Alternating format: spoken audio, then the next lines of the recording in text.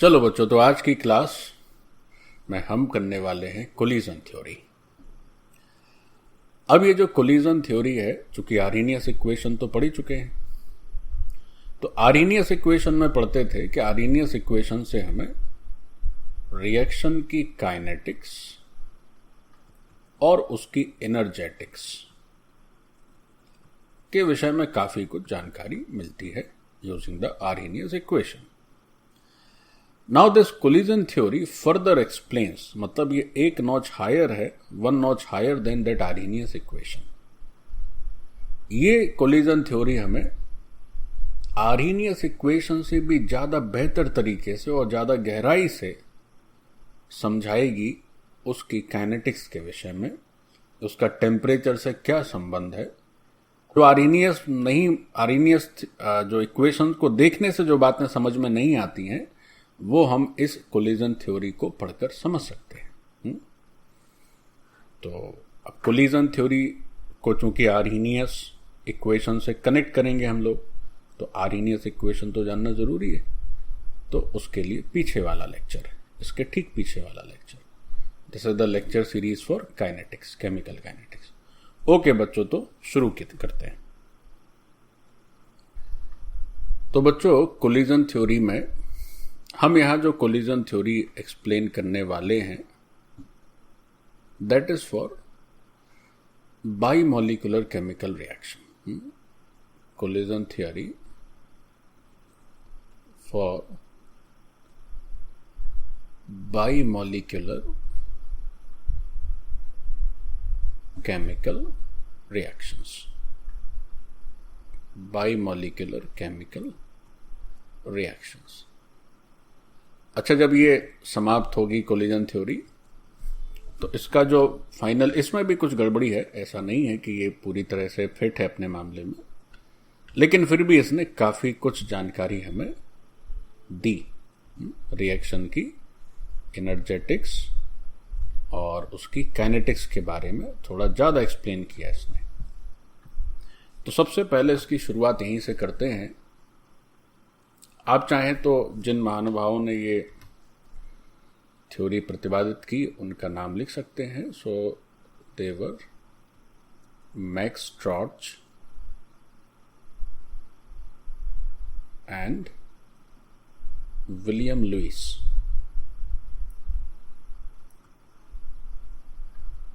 William Lewis, okay fine. तो अब theory पर आते हैं। तो पहला सेंटेंस यही होना चाहिए इसमें, क्योंकि हम लोग प्रीवियस लेक्चर में आर्हेनियस के बारे में डिटेल से समझे। सो इट प्रोवाइड्स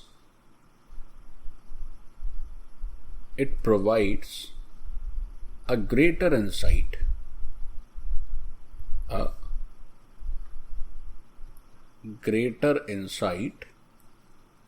ग्रेटर किससे ज्यादा? आर्हेनियस से ज्यादा। तो ग्रेटर इंसाइट के बगल में आप ऐसे लिख सकते हैं, in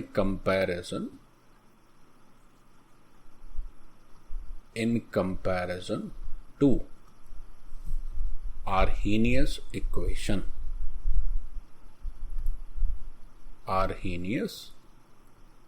equation.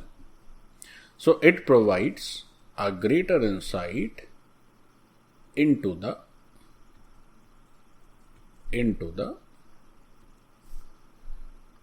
energetics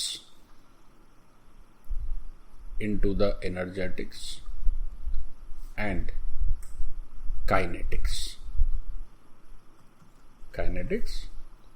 of a chemical reaction,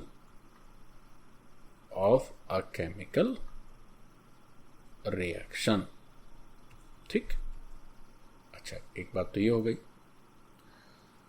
अब बच्चों, ये जो कोलिजन थ्योरी है, this is actually based upon the kinetic theory of gases which we studied in states of matter in 11th standard.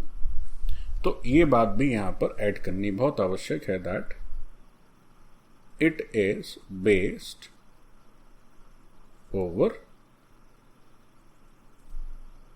Kinetic theory of gases. और ये जो kinetic theory of gases है, जिसे शॉर्ट में KTG कहते हैं, 11th में आप 2 बार पढ़ते हैं, फिजिक्स में भी और केमिस्ट्री में भी। तो ये जो अपनी कोलिजन थ्योरी है, आपको याद होगा उसमें भी कोलिजन की बात आई थी, मीन फ्री पाथ की बातें चली थी, कोलिजन फ्रीक्वेंसी की बात चली थी। वही सारी बातें हमें अब दूसरे परिप्रेक्ष्य में समझनी है, काइनेटिक्स के एंगल से समझनी है। देखें, समझें क्या होता है। अब ये थ्योरी क्या बताती है दरअसल, तो वो समझ लें क्या बताती है थ्योरी। तो इस थ्योरी के हिसाब से सबसे पहली बात तो ये है कि जो रिएक्टेंट है उन्हें हार्ड स्फीयर, या जो रिएक्टेंट के मॉलिक्यूल उन्हें हार्ड स्फीयर कंसीडर किया जाता है, स्फीयर्स मान के चला जाता है, भले ही वो होना, यही इसकी गड़बड़ी।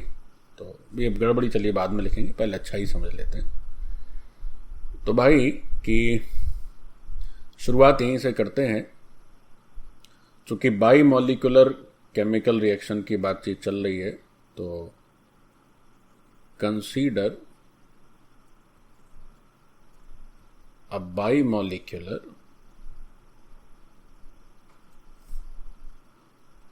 Elementary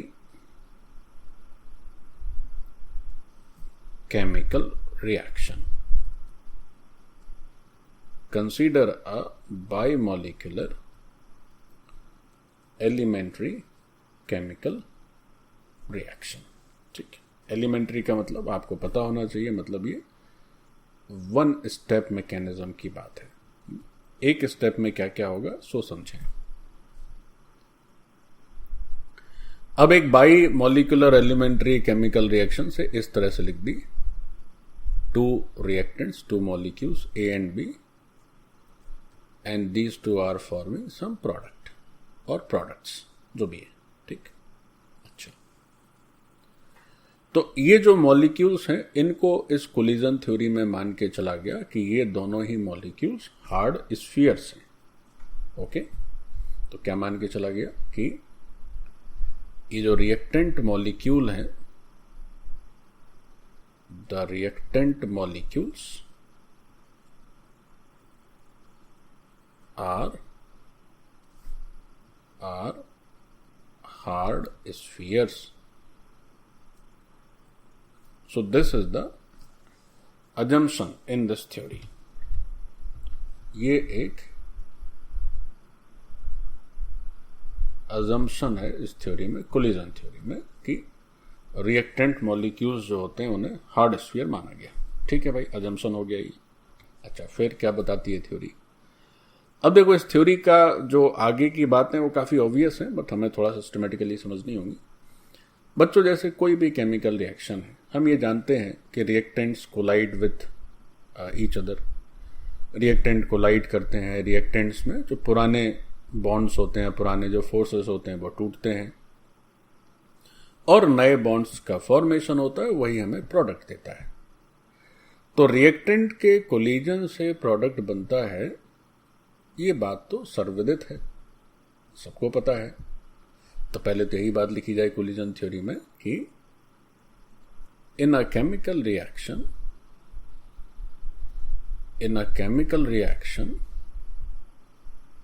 comma product formation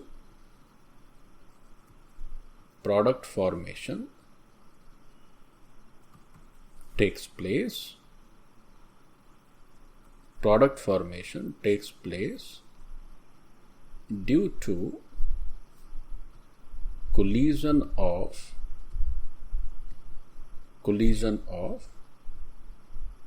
reactant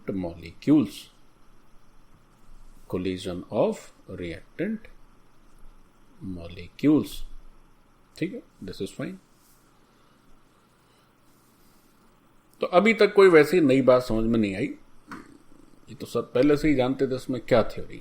अब आने वाली है थ्योरी, थोड़ा सा साइंटिफिक है ये कोलिजन थ्योरी, और ये भी है कि आर्हेनियस से ज़्यादा जानकारी देती है, और बाद में हम इसको आर्हेनियस से कंपेयर भी कर देते हैं। तो ये बात तो बड़ी कॉमन है कि किसी भी केमिकल रिएक्शन में किसी भी केमिकल रिएक्शन में प्रोडक्ट तभी बनते हैं जब क्या होता है, रिएक्टेंट के मॉलिक्यूल्स का आपस में कोलिजन होता है। नेचुरल सी बात है, आपस में कोलाइड करेंगे और प्रोडक्ट का फॉर्मेशन होगा। फाइन। अब थोड़ा सा इसकी कॉम्प्लेक्सिटी में आगे बढ़ते हैं। इसका जो साइंटिफिक जो चेहरा है उसको देखते हैं। अब बच्चों ये जो कोलिजन थ्योरी है, इसमें सबसे पहला जो टर्म इंट्रोड्यूस होने वाला है that is collision frequency. That is collision frequency. तो एक कोलिजन फ्रीक्वेंसी क्या है?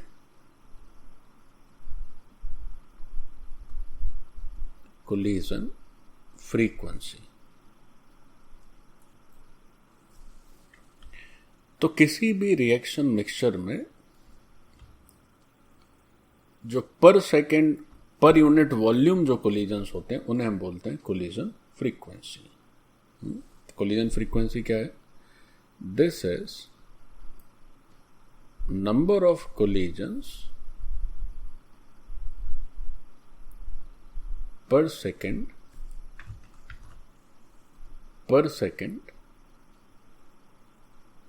पर यूनिट वॉल्यूम, पर second per unit volume in reaction mixture.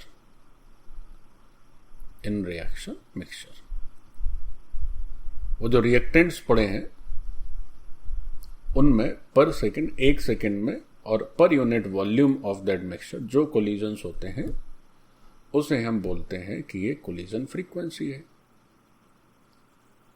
चूंकि हम लोग बच्चों बाइमोलिकुलर केमिकल रिएक्शंस की बात कर रहे हैं एलिमेंट्री, तो यहां कोलाइड करने वाले दो ही मेंबर हैं, ए और बी। तो इसका रिप्रेजेंटेशन होता है ZAB।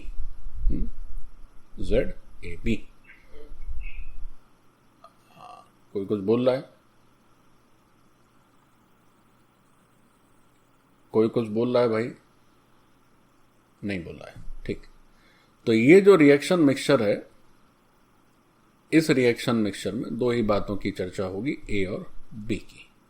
तो ए और बी में आपस में जितने भी कोलिजन्स हों पर सेकेंड पर यूनिट वॉल्यूम, वो हो जाती है इनकी कोलिजन फ्रीक्वेंसी। ठीक। अब बच्चों इस कोलिजन फ्रीक्वेंसी का एक फॉर्मूला भी है। अगर आप याद रख पाए तो बहुत सुंदर, और अगर आप याद नहीं भी रख पाए तो भी अब क्वेश्चन आएगा तो छूट जाएगा, नहीं आएगा तो बच जाएंगे आप। तो इसका जो फॉर्मूला है that is sigma square root of 8R N0T, capital T, और डिवीजन में आता है 4 pi. So this is the formula of this collision frequency. ये फॉर्मूला हो जाता है आपका कोलिजन फ्रीक्वेंसी ZAB का। अब इस फॉर्मूले में जो कंपोनेंट्स इन्वॉल्व हैं, जैसे सिग्मा है, N0 है, इन सब का क्या मतलब है, इन सबको भी देख लीजिए। ये जो कोलिजन फ्रीक्वेंसी देखा आपने, इस कोलिजन फ्रीक्वेंसी में एलिमेंट्स जो है उनका मतलब क्या है।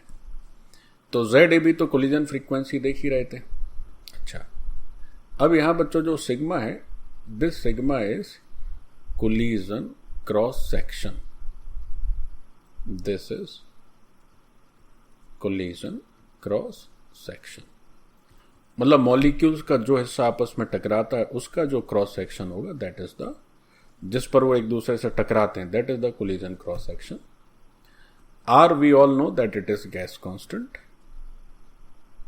It is gas constant. और ये जो दो मॉलिक्यूल की बात की है बच्चों, ए और बी की, दोनों ही गैसियस है।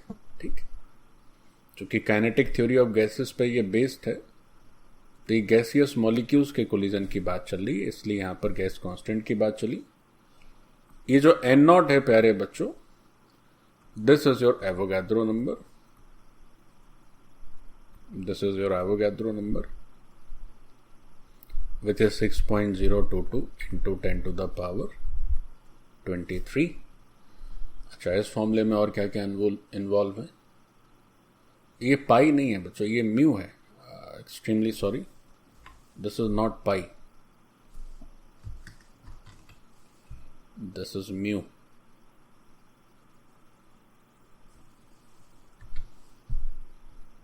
This is mu. ओके, तो ये हो गया। और इसके अलावा जो बाकी मेम्ब्रान्स हैं उनकी भी जानकारी ले लेते हैं। टी हम सभी जानते हैं कि टेम्परेचर होगा केल्विन में, कैपिटल जहां भी लिखा हो मतलब वो केल्विन होता है, स्मॉल टी मतलब degree Celsius, this is in kelvin. Okay, now what is this mu?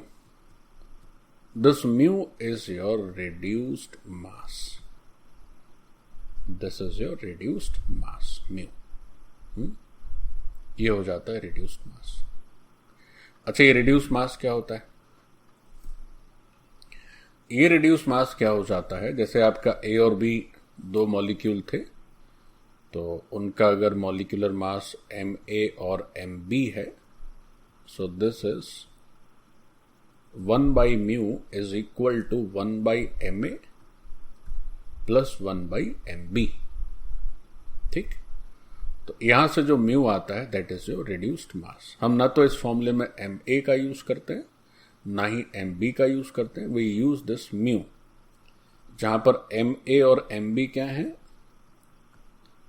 ये दोनों ही बच्चों मॉलिक्यूलर मास है, ए और बी के separately.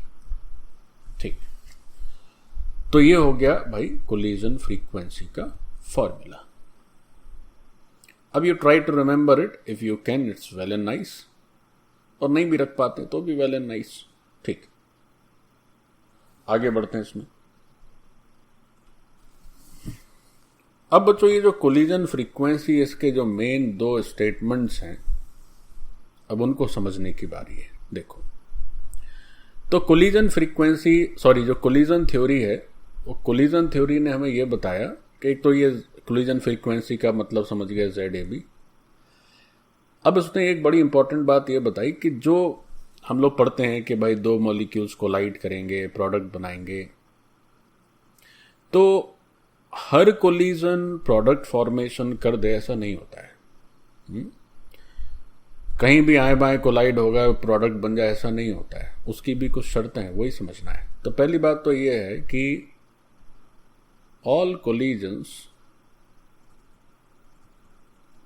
collisions between A and B don't form products, don't form product। सभी collisions जो हैं वो प्रोडक्ट फॉर्म नहीं करते हैं। अच्छा, तो कौन करेगा? तो कोलिजन में क्या ऐसी खासियत होनी चाहिए कि भाई ये प्रोडक्ट फॉर्म कर दे? देखिए, खासियत होनी चाहिए, क्या है? सो फॉर प्रोडक्ट फॉर्मेशन,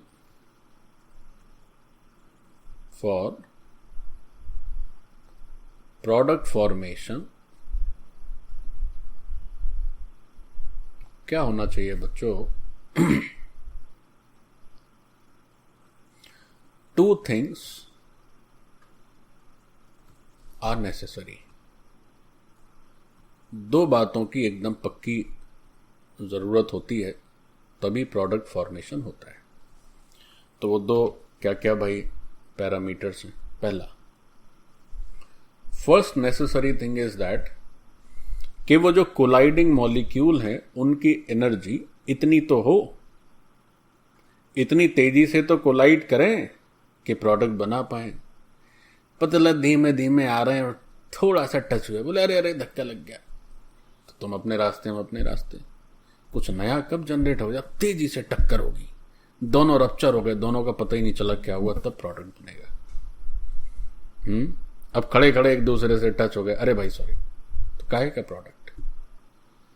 तो सबसे पहली बात तो ये है कि जो कोलाइडिंग मॉलिक्यूल्स हों उनकी एनर्जी एक निश्चित लेवल से ऊपर होनी चाहिए, और वो निश्चित लेवल जो होता है, जो मिनिमम लेवल, वही तो होता है एक्टिवेशन एनर्जी। हम लोग पढ़ चुके हैं पहले। So the first necessary thing is that the colliding molecules, ये जो कोलाइडिंग मॉलिक्यूल्स होते हैं must have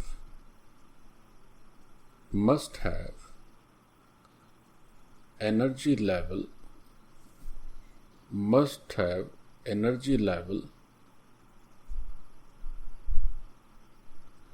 greater than or equal to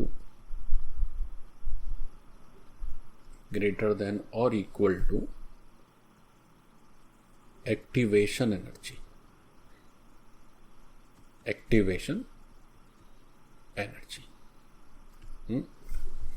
अगर इनकी एनर्जी एक्टिवेशन एनर्जी से कम रही तो ये खूब टकराते रहें, कुछ बनने वाला नहीं है। ये खूब टकराते रहें, इनसे कुछ बनने वाला नहीं है। इनका खुद का एनर्जी लेवल एक्टिवेशन एनर्जी के बराबर या उससे ऊपर होना चाहिए, तभी ऐसे कोलिजन्स का कोई फायदा है प्रोडक्ट बनाने में ऑब्वियसली। अब बात हुई दूसरी, देखो दूसरी बात क्या। अब भाई ठीक है, चलिए दो मॉलिक्यूल ए और बी हैं जिनकी दोनों की एनर्जी लेवल एक्टिवेशन एनर्जी से ऊपर है, तो क्या वो टकराएंगे और प्रोडक्ट बनेगा? जरूरी नहीं। अब सर तो बनना चाहिए, अब तो हमने एनर्जी भी दे दी, अब भी आप कह रहे हैं जरूरी नहीं। भाई एनर्जी हो ठीक है, लेकिन अब टकराने का भी तरीका होगा ना भाई, टकराने का भी तो तरीका होगा, तभी ना वो कुछ प्रोडक्ट बनेगा। अब खूब तेजी में आ रहा है और आए माए टकरा गए तो क्या फायदा? एक जो प्रॉपर ओरिएंटेशन में कोलिजन होना चाहिए, which is suitable for the product formation, if that orientation is not there, तो एनर्जी क्या कर लेगी अकेला? एनर्जी है, थोड़ी तमीज भी हो कैसे टकराना है, तो फिर प्रोडक्ट फॉर्मेशन होगा। तो जो दूसरी महत्वपूर्ण बात बताई इस थ्योरी ने, वो ये बताई कि जो मॉलिक्यूल्स हैं they must collide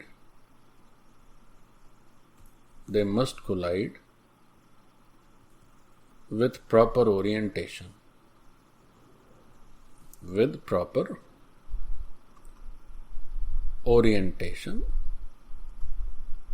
in order to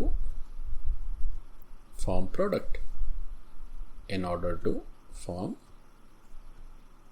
product. बस अब ये दो बातें अगर समझ में आती हैं तो कोलिजन थ्योरी को भी आगे समझना बहुत ईजी है। तो क्या दो बातें हो गई? पहली बात हो गई कि एनर्जी जो है वो एक्टिवेशन एनर्जी से ज्यादा हो, और उसके साथ साथ टकराने का तरीका भी थोड़ा कायदे का हो। तो अभी थोड़ी देर पहले हमने सीखा कि कोलिजन फ्रीक्वेंसी करके एक टर्म होता है ZAB, वो हमें बताता है कि पर यूनिट वॉल्यूम में पर सेकंड में कितने कोलिजन हुए। तो ये बात तो अब इतने दो स्टेटमेंट के बाद तय हो गई कि वो जो कोलिजन फ्रीक्वेंसी है और number of collisions per second है, उतने कोलिजन्स में से सारे कोलिजन्स तो प्रोडक्ट नहीं बनाते हैं। Out of those ZAB collisions in 1 second, all collisions do not result into the product. मतलब उनमें से ऐसे कोलिजन जो इन दो शर्तों को माने, इन दो शर्तों को पूरा करें, केवल वही कोलिजन्स प्रोडक्ट फॉर्मेशन में योगदान देते हैं। सारे कोलिजन्स प्रोडक्ट फॉर्मेशन में योगदान नहीं देते हैं। यही बताया इस कोलिजन थ्योरी ने। तो देखें आगे क्या बताती है ये।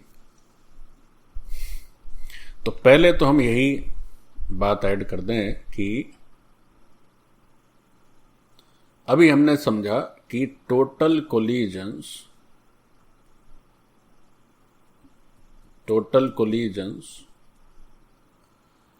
in 1 second per unit volume,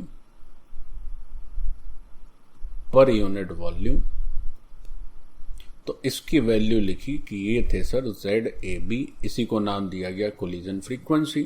अच्छा, तो all of these collisions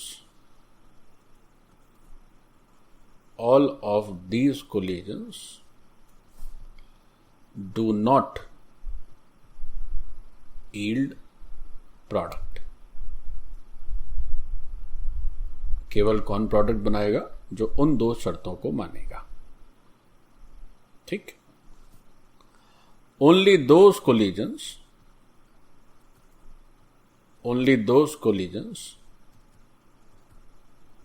satisfying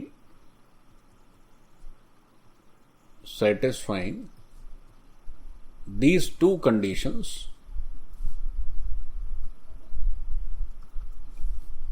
form product। तो ठीक है सर, बात समझ आ गई। अब थोड़ा ये भी बता दीजिए कि कैसे गिनती गिनी जाए कि कौन सा कोलिजन प्रोडक्ट बनाएगा, कौन सा नहीं बनाएगा। अब बस वही बात आने वाली है। देखो, अब बच्चों बात करते हैं, जरा वापस से उस पहली कंडीशन पर चला जाए। वापस से उस पहली कंडीशन पर चला जाए। क्या कहती है पहली कंडीशन? तो पहली कंडीशन हमें ये, मतलब ये जो पहली कंडीशन का जवाब है वो इस थ्योरी ने ये दिया कि fraction of collisions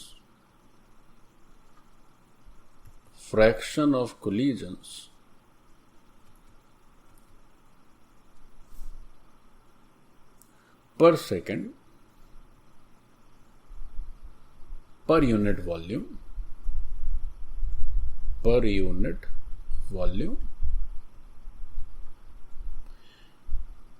having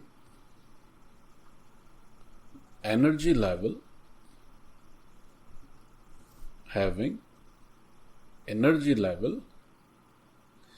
greater than or equal to that activation energy, having energy level greater than equal to activation energy is equal to e to the power minus EA by RT। ये पहला condition है, ये पहला जो काम का statement है वो ये है कि भाई ये तो तय हो गया कि सारे कोलिजन्स तो देने वाले हैं नहीं।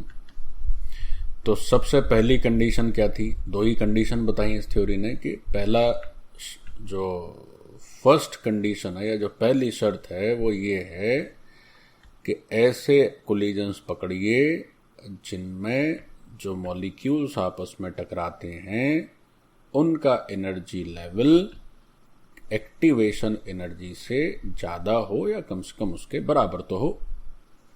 तो ये थ्योरी हमें ये बताती है कि out of total collisions the fraction of the collisions जिनमें एनर्जी लेवल किसका? मॉलिक्यूल का। हैविंग एनर्जी लेवल के बाद आप चाहें तो लिख लें मॉलिक्यूल्स की बात हो रही है।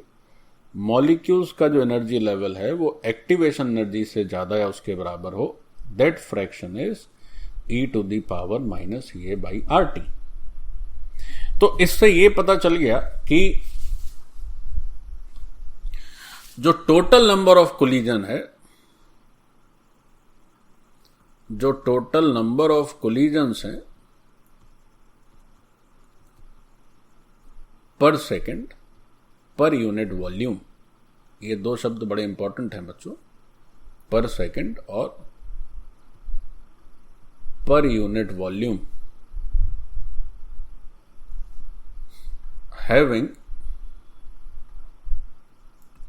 Molecules energy level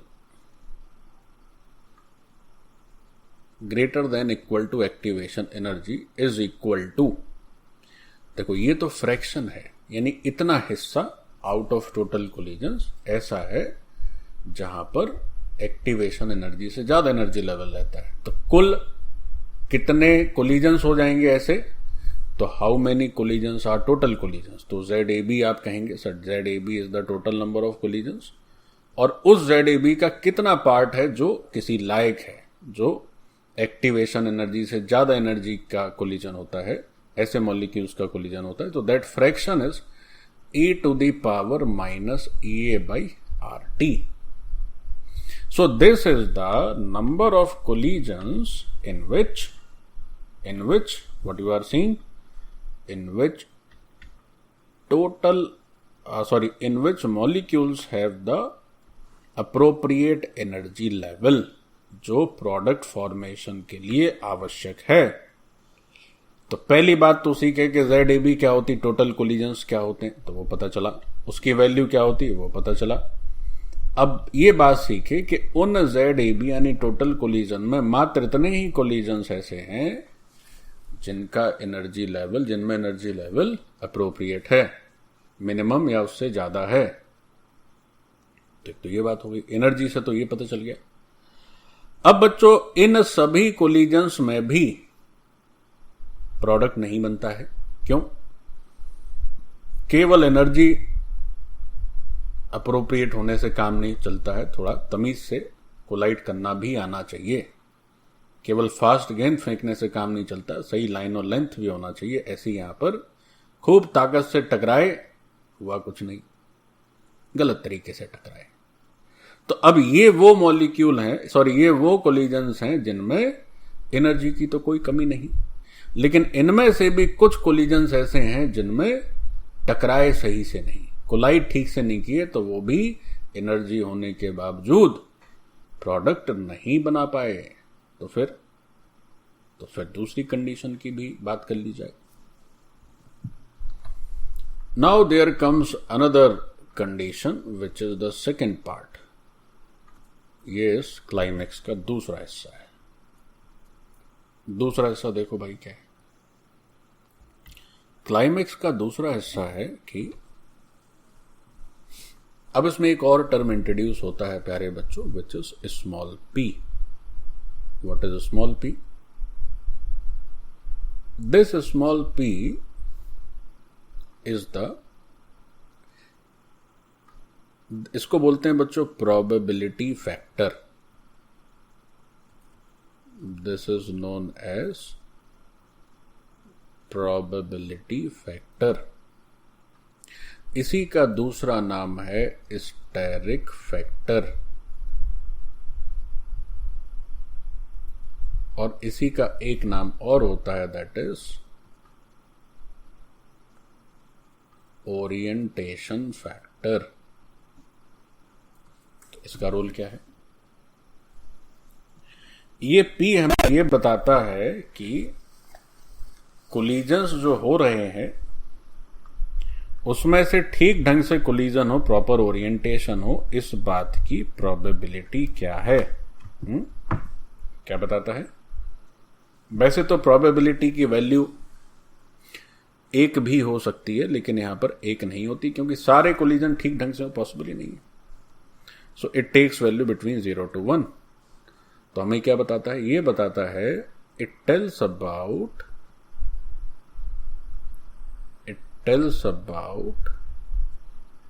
the probability of collisions with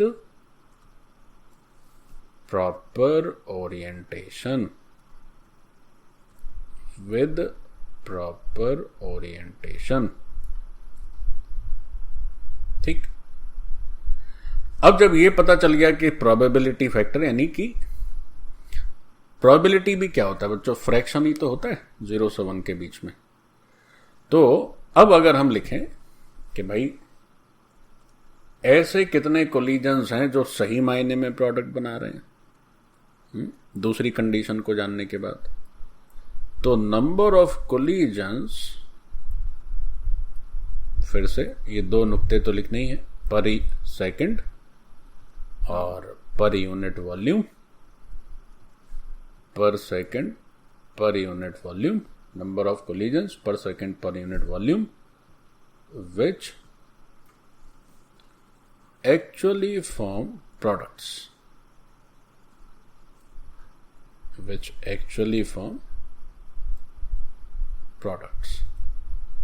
तो वो हो गए आपके। अभी थोड़ी देर पहले क्या लिख रहे थे?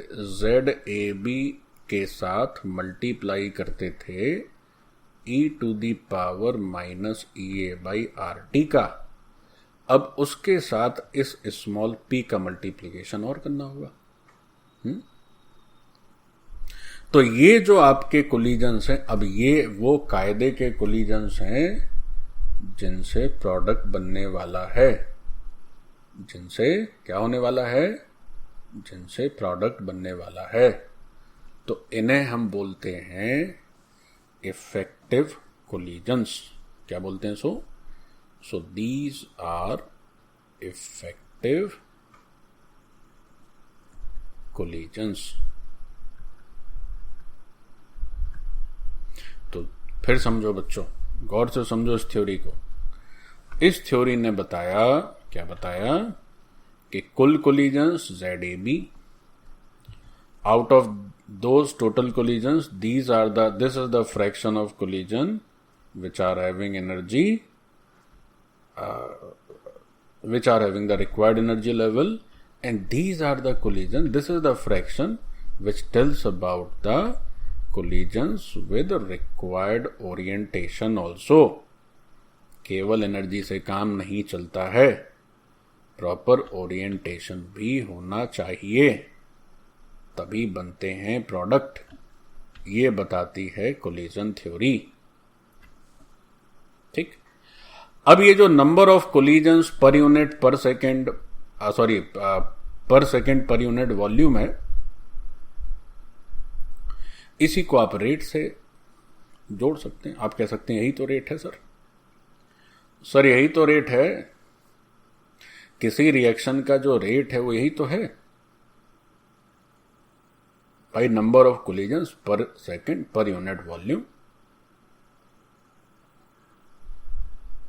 यही तो रेट ऑफ रिएक्शन है। अब आर्हेनियस इक्वेशन में इसी को के लिखा गया, कोलिजन थ्योरी लिखती है कि this is rate r, and that is P into ZAB into e⁻⁻ तो अगर आपने आर्हेनियस इक्वेशन को थोड़ा ध्यान से देख के समझा है तो आपको समझ आना चाहिए कि ये जो हिस्सा है उसी को आर्हेनियस में लिखा जाता है कैपिटल A, उसी को बोलते हैं फ्रीक्वेंसी फैक्टर। क्यों बोलते हैं? क्योंकि ZAB इंटू P है और e⁻⁻ तो दिखता ही है उसमें, लेकिन इन दो टर्म की जगह दिखता है कैपिटल A। आर्हेनियस से अगर इसको कंपेयर करो तो देखो, तो ये जो इफेक्टिव कोलिजन्स हैं यही क्या करते हैं, रेट डिफाइन करते हैं। यही बच्चों रिएक्शन का रेट डिफाइन करते हैं और यही कोलिजन थ्योरी है। तो ये जो इफेक्टिव कोलिजन्स हैं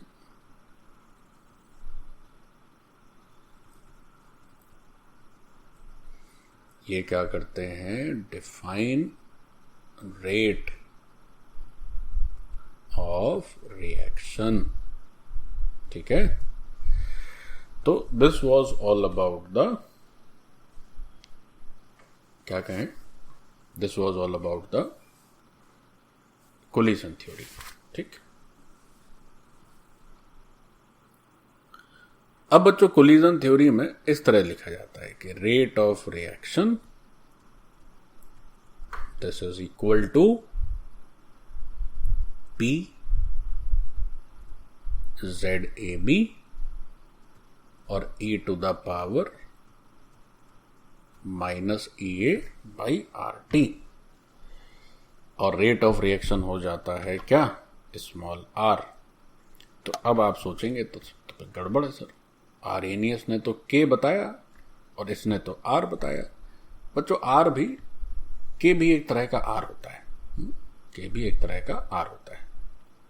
देखो k कैसे r हो जाएगा, k कैसे r हो जाएगा, जैसे r क्या लिखते हो, k concentration to the power something.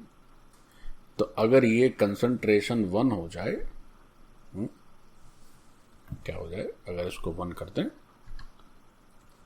तो बच्चों आपका जो r है वो k हो जाएगा, कोई फर्क नहीं है। बहरहाल ये जो स्टेटमेंट है final, this is the statement of, और this is the statement of final result of collision theory. अब अगर इसे हम आर्हेनियस से कंपेयर करें, अगर इसको हम आर्हेनियस से कंपेयर करें, कंपेयर विथ आर्हेनियस,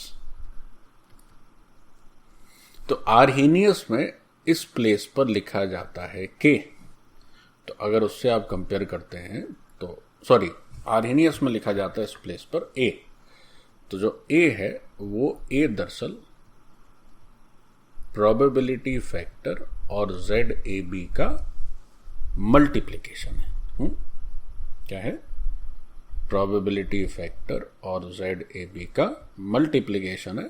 तो आपको याद होगा मैंने बोला था कि इसको हम फ्रीक्वेंसी फैक्टर क्यों बोलते हैं, थोड़ा आगे पढ़ना होगा। तो आज वो घड़ी आ गई है जब आप ये समझ पाएं कि इसे फ्रीक्वेंसी फैक्टर क्यों बोला जाता है, क्योंकि एक collision frequency into probability factor का होता है मल्टीप्लिकेशन, इसलिए बोल देते हैं इसे फ्रीक्वेंसी फैक्टर। तो भाई ये सब बात हो गई, ये सब बात समझ आ गई। अब क्या होता है कि इस कोलिजन थ्योरी में एक गड़बड़ है, वो मैंने शुरू में ही आपको पॉइंट आउट करके बताया कि क्या गड़बड़ है। इसमें गड़बड़ी बस इतनी है कि इसने ये मान के चला है ये कि भाई एटम्स और मॉलिक्यूल्स हार्ड स्फीयर्स, जरूरी नहीं बच्चे। तो जो स्ट्रक्चरल स्पेसिफिकेशन होते हैं उनके चलते गड़बड़ी हो सकती है रिजल्ट्स में, और आती ही है। तो that is not the purview of our curriculum, वो आगे की बात है। हमें केवल इतना ही पढ़ना है कोलिजन थ्योरी में। तो जो इसका जो ड्रॉबैक है उसको भी नोट कर लिया जाए। ओके बच्चों, so now come to the drawbacks. कमियां क्या है? Drawback of this collision theory, एक ही कमी है जो हमें जाननी है, और वो कमी इतनी सी है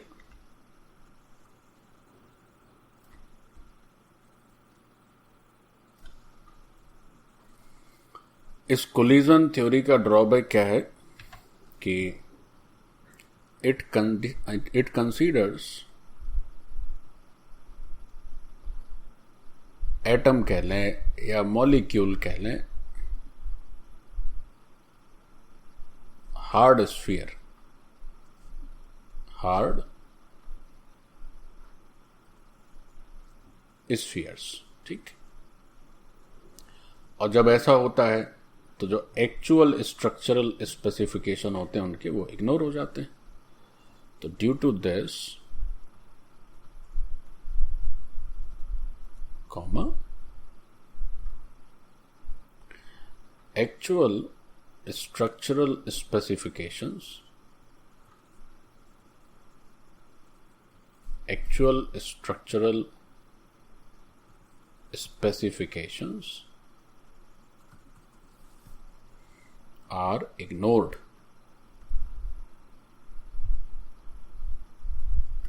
ठीक, ओके, डन। अब बच्चों दूसरी बात यह भी है कि जो कोलिजन थ्योरी है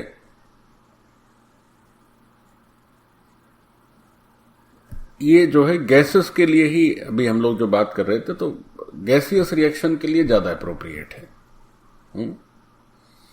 और उसके साथ साथ जो स्ट्रक्चरल कॉम्प्लेक्सिटीज हैं उसको भी ये डील नहीं करती, और गैसियस के अलावा कुछ और अगर स्टेट आ जाए रिएक्टेंट्स का तो भी थोड़ा सा गड़बड़ी हो जाती है इसमें।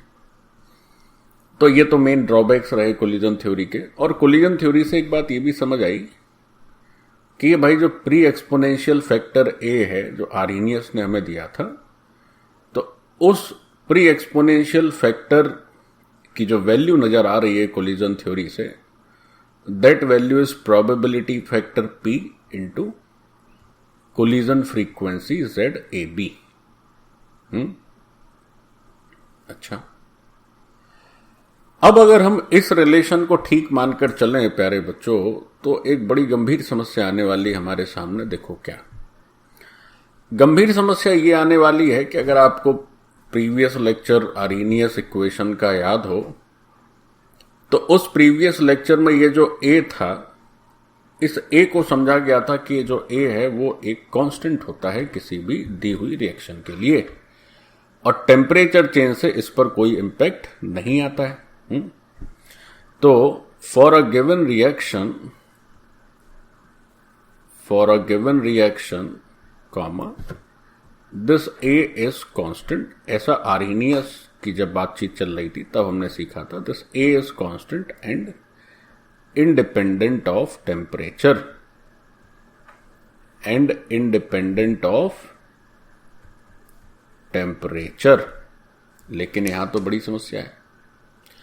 अगर आप A को probability factor और ZAB के मल्टीप्लिकेशन के फॉर्म में लिखते हैं तो समस्या ये आने वाली है कि जो ZAB का भी जो फॉर्मूला पढ़ रहे थे हम लोग, तो उस फॉर्मूले में क्या था कि बाहर तो सिग्मा था, फिर रूट के अंदर एक बड़ा सा रूट था, उसमें न्यूमरेटर और डिनोमिनेटर था और डिनोमिनेटर और न्यूमरेटर में ऊपर टी भी लिखा हुआ था एक जगह।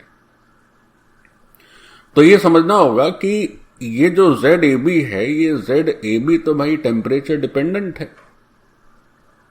तो इसका मतलब ये हुआ कि ये जो LHS है उसके बारे में तो आप बता रहे हैं कि सर ये तो भाई प्री एक्सपोनेंशियल फैक्टर है और ये टेम्परेचर से इसका कोई लेना देना नहीं है। तो भाई ये जो LHS है, ये LHS तो कह रहे हैं कि सर ये जो है टेम्परेचर से इंडिपेंडेंट है। और अगर बात RHS की करें तो RHS लग रहा है कि टेम्परेचर पर डिपेंडेंट है, तब तो कोई मेल ही नहीं हो रहा है। तो इसका मतलब तो ये है कि ये जो अपना कोलिजन थ्योरी से जो रिजल्ट आया है प्री एक्सपोनेंशियल फैक्टर का, और जो आर्हेनियस इक्वेशन में रिजल्ट है प्री एक्सपोनेंशियल फैक्टर का, ये तो एक नहीं हो सकते फिर सर। ये कहां से एक हो जाएंगे? ये जो प्री एक्सपोनेंशियल फैक्टर है, ये जो प्री एक्सपोनेंशियल फैक्टर है, ये है कहां से? ये है कोलिजन की थ्योरी से और कोलिजन थ्योरी से। और ये जो प्री एक्सपोनेंशियल फैक्टर है, ये जो प्री एक्सपोनेंशियल फैक्टर है, ये प्री एक्सपोनेंशियल फैक्टर है कहां से? ये है भाई आर्हेनियस से। तो ये तो सर इक्वल नहीं हो रहे हैं, तब तो गड़बड़ है। ये तो ये गड़बड़ है या फिर ये गड़बड़ है। हाँ भाई, ये सोचना आपका सही है, इक्वल नहीं होते हैं। प्री एक्सपोनेंशियल फैक्टर जो आर्हेनियस की इक्वेशन में हम पढ़ते हैं तब तो इसका कोई जिक्र ही नहीं है। P इंटू ZAB ऐसी तो कोई बात बताई नहीं गई आर्हेनियस इक्वेशन में, वो तो कोलिजन थ्योरी में पता चला। दरअसल बच्चों, ये जो pre exponential factor Arrhenius equation में यूज किया जाता है, ये एक एम्पेरिकल कांस्टेंट है, एम्पेरिकल फैक्टर है। और ये जो कोलिजन थ्योरी में यूज किया गया, ये थोड़ा दूसरे हिसाब का फैक्टर है। जो भी बच्चों एम्पेरिकल फैक्टर्स होते हैं वो कांस्टेंट होते हैं। अब ये एम्पेरिकल फैक्टर का मतलब क्या है, थोड़ा समझते हैं। और एक बात और मजेदार ये है कि ये जो कोलिजन थ्योरी, हमारे तो कंटेंट में केवल कोलिजन थ्योरी ही करना है, तो उसमें जो प्री एक्सपोनेंशियल फैक्टर है वो तो आप ऐसे कह सकते हैं कि that is directly proportional to root over temperature बच्चों। But collision theory still has drawbacks, that उसमें जो ज्योमेट्रिकल कॉम्प्लेक्सिटीज हैं उनके बारे में कोई चर्चा नहीं हुई, और mainly it deals with the gases. तो इसके बाद एक और भी थ्योरी आई जिसमें काइनेटिक्स और एनर्जेटिक्स को समझने की और ज्यादा क्लैरिटी थी, वो होती है transition state theory. But that is not included in our curriculum। But फिर भी चूंकि यहां तो एक संदेह पैदा हो गया कि भाई आर्हेनियस का प्री एक्सपोनेंशियल फैक्टर तो टेम्परेचर से इंडिपेंडेंट दिख रहा था, और जो कोलिजन थ्योरी का प्री एक्सपोनेंशियल फैक्टर है वो तो सर टेम्परेचर डिपेंडेंट है। बिल्कुल बात सही है। तभी तो कोलिजन थ्योरी को ज्यादा बेहतर माना गया आर्हेनियस की थ्योरी से या आर्हेनियस इक्वेशन से, क्योंकि ये थोड़ा ज्यादा डीप इनसाइट में जाते हैं हम लोग, और हमें थोड़ा सा ये पता चलता है कि जो कोलिजन फैक्टर या जो प्री एक्सपोनेंशियल फैक्टर है वो भी टेम्परेचर डिपेंडेंट है, वो पूरी तरह से कांस्टेंट उसको नहीं माना जा सकता। तो चलो इस बात को थोड़ा सा शब्दों में बांधने का प्रयास किया जाए कि ये जो प्री एक्सपोनेंशियल फैक्टर है, ये जो प्री एक्सपोनेंशियल फैक्टर है,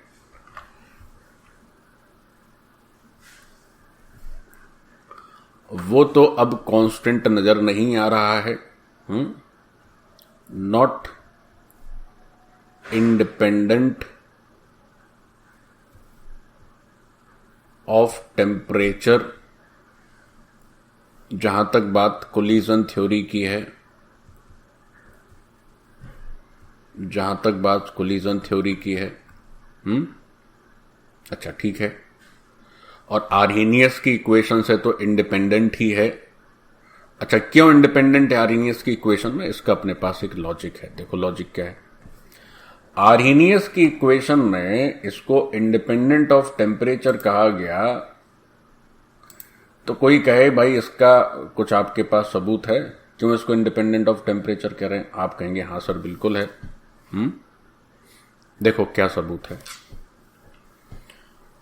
तो बच्चों, जब आर्हेनियस की इक्वेशन हम पढ़ते थे तो हम पढ़ते थे k is equal to a into e to the power minus E A by R T. ठीक है, फिर इसको अगर हम लॉग लेके लिखते थे इसी आर्हेनियस की इक्वेशन को, तो इसको लिखा जाता था लॉग k बेस में e, और यहां लिखा जाता था log a बेस में e, और आ जाता था minus E A by R T. This thing we have actually already done in previous lecture of Arrhenius equation. अब फिर बात हुई कि अगर दो डिफरेंट टेम्परेचर पर सेम रिएक्शन को एग्जीक्यूट किया जाए तो उस रिएक्शन के रेट कांस्टेंट जो है चेंज हो जाते हैं। तो अगर T1 टेम्परेचर की बात करें तो आपको याद होगा हम लोग इस तरह यूज करते थे दैट log K1 ये लिखते थे log A और minus E A by R T1, और फिर अगर टेम्परेचर T2 कर देते हैं तो क्या बात होती थी कि जो रेट कांस्टेंट है वो K2 हो जाएगा, तो लिखा जाता था log A और minus E A by R T2। तो ये तब की बात थी जब reaction is executing at temperature T1, और यहां की बात तब थी जब सब कुछ हो रहा था टेम्परेचर T2 पे। दिस यू मस्ट रिमेंबर कि हम लोग ऐसा लिखे थे जब आर्हेनियस इक्वेशन की बात कर रहे थे, और इन्हीं दो रिलेशन को यूज करके तो फिर जो फाइनल रिजल्ट आता था, जिस पर हम लोग कुछ क्वेश्चन भी किए थे, तो हमने क्या किया था कि भाई ऐसा करते हैं कि सब्ट्रैक्ट कर देते हैं पहले में से दूसरा। तो पहले में से जब दूसरा सब्ट्रैक्ट कर रहे थे, so we were having a result which we were using in solving questions also, log K1 by K2।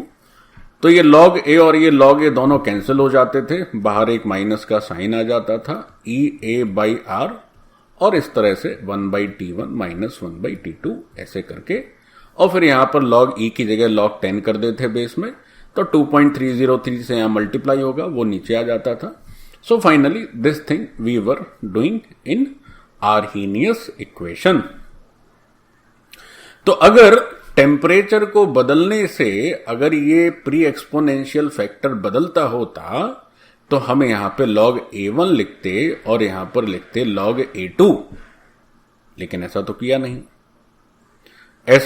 नहीं। A1 A2 तो नहीं लिखा केवल A। तो इसका मतलब यही है कि आर्हेनियस के जमाने में तो ये माना गया कि जो प्री एक्सपोनेंशियल फैक्टर है वो टेम्परेचर से इंडिपेंडेंट है, तभी तो पहले में से दूसरे को जब घटाया होगा तो क्या हुआ होगा कि ये दोनों पार्ट कैंसिल आउट हो गए।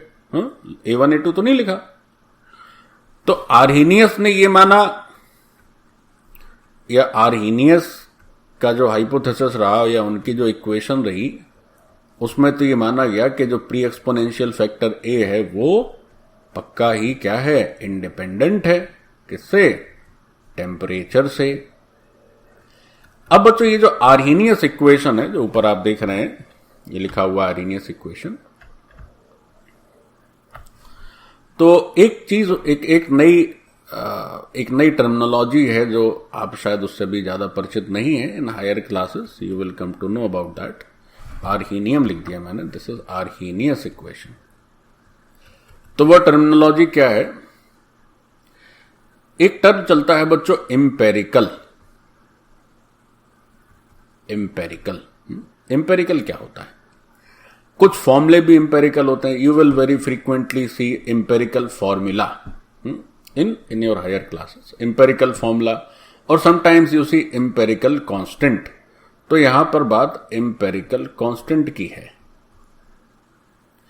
बच्चों जो empirical फॉर्मूले होते हैं वो क्या होते हैं? एक्सपेरिमेंटल बेस्ड होते हैं और वो बिना मैथमेटिकल प्रूफ के लिख दिए जाते हैं कि भाई हमने इस एक्सपेरिमेंट को से 1000 टाइम्स किया या 10,000 टाइम्स किया और उससे हमें इन 4 पैरामीटर में ये रिलेशन आया है, तो ये रिलेशन जो है या ये संबंध आ रहा है, तो इसे इस मैथमेटिकल रिलेशन में अगर रख दें तो सबसे अप्रोप्रिएट जो रिजल्ट आता है वो आता है। तो एम्पेरिकल कॉन्स्टेंट्स या एम्पेरिकल फॉर्मूले जो होते हैं वो बच्चों एक्सपेरिमेंटल बेस्ड होते हैं। और एक्सपेरिमेंट से क्या करते हैं कि से हमने किसी एक्सपेरिमेंट को 1000 टाइम या 10,000 टाइम या 50,000 टाइम या कितनी भी बार, जितना ज्यादा बार रिपीट करेंगे तो उन सारे एक्सपेरिमेंट का डेटा लेकर उनके रिजल्ट्स को यूज करके we try to set a relationship among the parameters involve in that experiment. या तो वो तो हो गया एम्पेरिकल फॉर्मूला। और वैसे ही क्या हो जाता है कि उसमें से कुछ अगर कांस्टेंट अगर हमें यूज करने पड़े तो वो भी हम लोग क्या करते हैं कि उन जो रिजल्ट्स आए एक्सपेरिमेंट्स के उन रिजल्ट्स को यूज करके कुछ अप्रोप्रिएट एक ऐसी मैथमेटिकल वैल्यू लिख दी जाए कि जो सबके लिए ठीक ठाक सेटलमेंट जिसका हो जाए, जो हर एक्सपेरिमेंट में ठीक से काम कर जाए या जो हर एक्सपेरिमेंट में सबसे ज्यादा अप्रोप्रिएट ढंग से काम करे, एग्जैक्टली एक्यूरेट ना हो तो फिर भी ज्यादा डेविएशन ना आए। So that is known as empirical constant, या इस तरह के फॉर्मूले हो जाते हैं एम्पेरिकल फॉर्मूला। तो कोलिजन थ्योरी से पहले जो आर्हेनियस की बात हुई उसमें ये जो ए है वो एम्पेरिकल कांस्टेंट है बच्चों। मतलब ये वही जो है उन्होंने कई बार एक्सपेरिमेंट किया होगा तो उसको यूज करके एक ए लिख दिया कि फलानी रिएक्शन के लिए ये ए होगा, फलानी के लिए ये वाला ए होगा, इस रिएक्शन के लिए ये वाला ए होगा, इस रिएक्शन के लिए ये वाला ए हो गया। तो इस तरह से बात कर दी। बट जब ये इसके बाद जब कोलिजन थ्योरी की बात हुई तो उसमें ए को भी मैथमेटिकली बताया गया कि ये जो है टेम्परेचर डिपेंडेंट है। तो आर्हेनियस वाला ए इंपेरिकल कांस्टेंट है, वो कांस्टेंट है for each individual reaction, it has a separate value. But उस रिएक्शन को अगर भिन्न भिन्न टेम्परेचर पर आप कराइए तो ए फिर बदलेगा नहीं, ऐसा उनका मानना था, क्योंकि उन्होंने तो उसको इंपेरिकल कांस्टेंट बना के पेश किया। कोलिजन थ्योरी में इसका मैथमेटिकल फॉर्मूला दे दिया गया। अब देखो कोलिजन थ्योरी से आगे भी एक theory I which is the most appropriate and accurate. अगर हमें काइनेटिक्स और इसकी एनर्जेटिक्स के बारे में जानकारी चाहिए, that is known as transition. वो जो दूसरी थ्योरी है मतलब कोलिजन थ्योरी के बाद की जो थ्योरी है उसे बोलते हैं ट्रांजिशन स्टेट थ्योरी। उसमें यही प्री एक्सपोनेंशियल फैक्टर, जैसे आर्हेनियस में ये प्री एक्सपोनेंशियल फैक्टर कांस्टेंट माना गया। फिर जो कोलिजन थ्योरी थी उसमें directly proportional to root over temperature माना गया।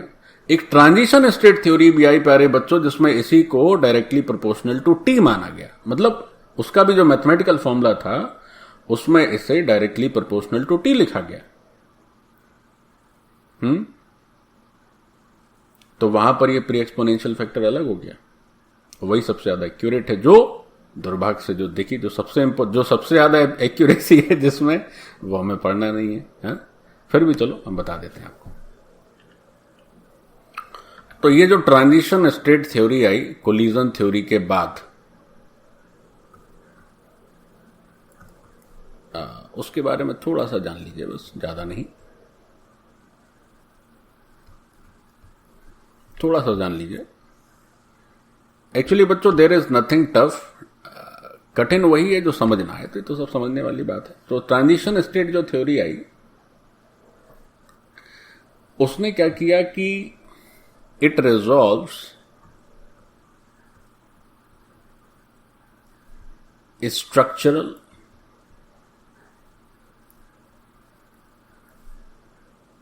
डिस्क्रिपेंसी। कौन सी स्ट्रक्चरल डिस्क्रिपेंसी?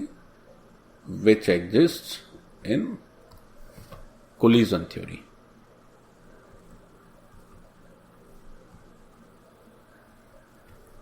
ठीक। एक और बात, कोलिजन थ्योरी में जो हम लोग जो बाइमोलिकुलर रिएक्शन के लिए पढ़ रहे थे, या जो collision theory as a whole is actually based over gaseous face.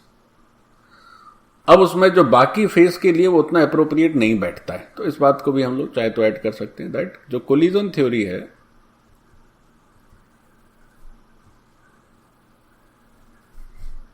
is mainly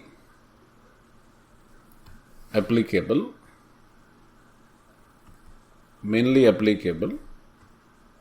for gaseous state, whereas this theory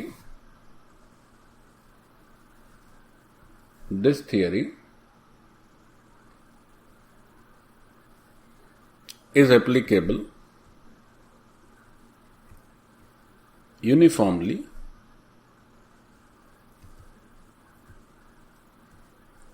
for all physical states। मतलब ऑल फिजिकल स्टेट्स का मतलब हुआ कि गैस की बात करें, चाहे लिक्विड की बात करें, चाहे सॉलिड की बात करें। अब उसका भी बच्चों रीजन है। There is a definite reason for each and every statement in science, and the reason exists for this discrepancy of collision theory is that कि जो collision theory है, अगर आपको याद हो, so this theory is based over kinetic theory of gases. This theory is based over KTG, or you can say kinetic theory of gases. लेकिन बच्चों ये जो ट्रांजिशन स्टेट थ्योरी है, ट्रांजिशन स्टेट को TS लिख देता हूं मैं, ऊपर तो लिखा ही हुआ है, जो ट्रांजिशन स्टेट थ्योरी है, this is based actually over the fundamental law of thermodynamics, which are, वो तो हमेशा ही सही होता है, उसमें तो गड़बड़ी की कोई चांस ही नहीं। जो ट्रांजिशन थ्योरी है, this is based over fundamental laws of thermodynamics. Fundamental laws of thermodynamics। Thermodynamics के फंडामेंटल लॉज या रूल्स, मतलब जैसे एंट्रोपी है, एंथैल्पी है, गिस फ्री एनर्जी है। So these are the terms which are used actually in this advance theory of kinetics which is transition theory. तो यहां नीचे जगह नहीं है, तो हम यहां पर लिख देते हैं कि जो फंडामेंटल लॉज ऑफ थर्मोडायनेमिक्स की बात हो रही है, तो इसमें किस तरह के टर्म्स का यूज होता होगा, या होता है, नॉट होता होगा।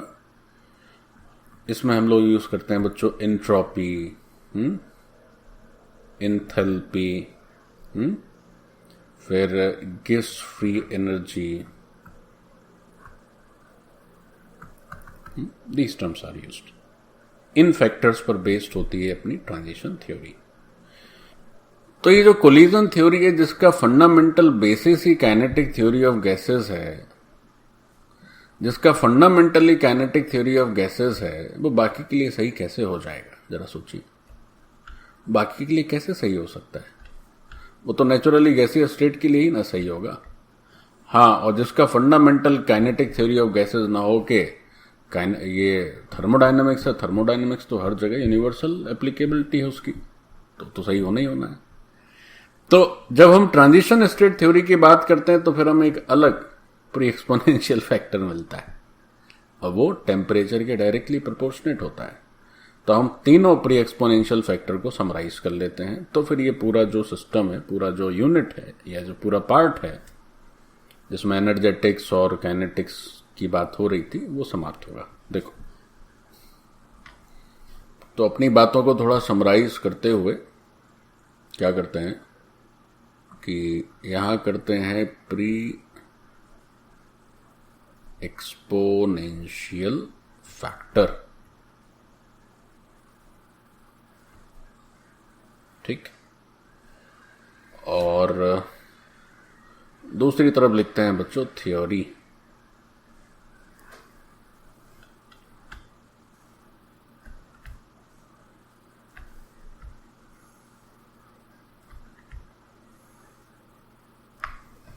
ठीक, तो प्री एक्सपोनेंशियल फैक्टर की बात करी जाए तो जो प्री एक्सपोनेंशियल फैक्टर है, जब उसको ए लिखा गया, मतलब ये एक एम्पेरिकल वैल्यू थी, एम्पेरिकल कांस्टेंट हुआ करता था, एम्पेरिकल कांस्टेंट हुआ करता था। ये थोड़ा सा लिखने में अलाइनमेंट का मुझे ध्यान रखना चाहिए। पहले तो क्या करते हैं बच्चों, इसको थोड़ा सा हम डिस्ट्रीब्यूट कर देते हैं, चूंकि हमारे पास 3 डिफरेंट थ्योरीज हैं और उनसे 3 अलग अलग प्री एक्सपोनेंशियल फैक्टर की बातचीत चल रही है, तो अब थोड़ा सा ये ठीक दिखेगा। फाइन, तो ये जो प्री एक्सपोनेंशियल फैक्टर है इसको लिखते थे ए, और ए हुआ करता था एम्पेरिकल कांस्टेंट, मतलब एक्सपेरिमेंटल बेस्ड कांस्टेंट हुआ करता था ये, डिफरेंट रिएक्शन के लिए डिफरेंट कांस्टेंट। और ये टेम्परेचर इंडिपेंडेंट की बात थी, यहां पर टेम्परेचर इंडिपेंडेंट था ये ए या pre exponential factor. So this was why Arrhenius theory, Arrhenius theory. अच्छा, फिर यही प्री एक्सपोनेंशियल फैक्टर जो आया, उस प्री एक्सपोनेंशियल फैक्टर को लिखा गया था probability factor into collision frequency. तो आप अगर इसको देखें तो ये डायरेक्टली प्रोपोर्शनल टू √t आएगा, क्योंकि ZAB में एक √t आता है ऊपर। So this was proposed by a little bit more advanced theory, that was collision theory. That was collision theory. और उसके बाद फिर आया और सबसे एडवांस और सबसे ज्यादा जो एक्सेप्टेबल थ्योरी थी, that was transition state theory. That was transition state theory. तो उस ट्रांजिशन स्टेट थ्योरी में ये जो प्री एक्सपोनेंशियल फैक्टर होता है वो directly proportional to capital T आता है। बस इसकी पूरी वैल्यू अब लिखने की आवश्यकता नहीं है, क्योंकि उतना तो डिटेल में हम लोगों ने ट्रांजिशन स्टेट थ्योरी को पढ़ा नहीं। बस थोड़ा सा जान लिए कि ट्रांजिशन स्टेट थ्योरी भी है जो कोलिजन थ्योरी से भी हायरार्की में ऊपर आती है। This is the most superior among these 3, but we need to stick with these 2 only. और क्वेश्चंस के मामले में, न्यूमेरिकल के मामले में तो केवल और केवल आर्हेनियस से हमें लेना देना है। कोलिजन थ्योरी पर ज्यादा कोई न्यूमेरिकल की बात होगी नहीं। मैंने आपको फॉर्मूले बताए थे ZAB के, if you can you must remember the formula of ZAB। और ट्रांजिशन स्टेट थ्योरी की तो बात ही नहीं आएगी अपने करिकुलम में, बट चूंकि ये जानना समझना जरूरी था कि यहां टेम्परेचर इंडिपेंडेंसी रहती है प्यारे बच्चों, और लेकिन बाकी की जो 2 थ्योरीज हैं उनमें टेम्परेचर डिपेंडेंसी है, लेकिन वो भी अलग अलग है। यहां डायरेक्टली प्रोपोर्शनल टू √t है और यहां पर डायरेक्टली प्रोपोर्शनल टू t है, क्योंकि ये थ्योरीज ही अलग हैं तो उनके रिजल्ट्स भी नेचुरली अलग आने हैं। So with this, now this part stands completely finished in all respects. Collision theory और ये ट्रांजिशन स्टेट थ्योरी भी थोड़ा सा हमने आखिरी में उसको समझा। So that's it, fine. So thank you बच्चों।